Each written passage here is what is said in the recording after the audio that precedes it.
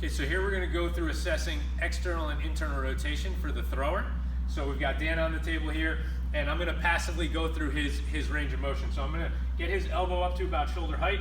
I'm going to support the backside of his arm, and then what we're going to do is we're going to take him into external rotation, and we're going to take him as far as he can go until I start feeling a lot of resistance. And what you'll notice, as Dan's a pitcher, he's got a lot of external rotation passively.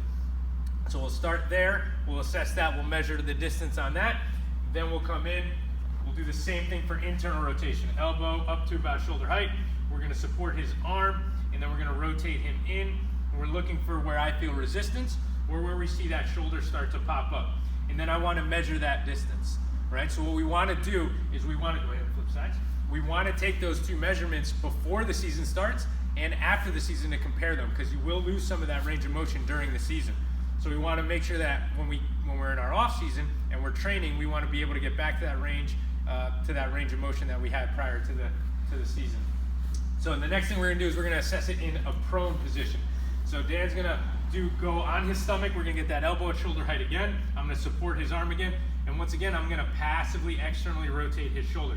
And what you'll notice again is I get a lot of external rotation with Dan here, and then we'll come back down and we'll assess that internal rotation coming down, and then we'll measure both of those. All right.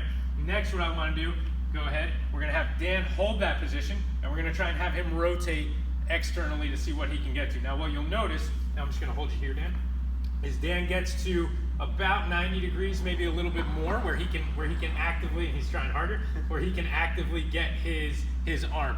And what you notice, go ahead and relax, is I can get him much farther passively. So Dan doesn't have the strength or the control to use that extra range of motion that he has. So that'll be something that we'll want to work on. All right. So to sum it up, we want to make sure we're assessing internal external rotation at the beginning of the season and at the end of the season, so we have numbers to compare to make sure that we're even as we get back into our next season.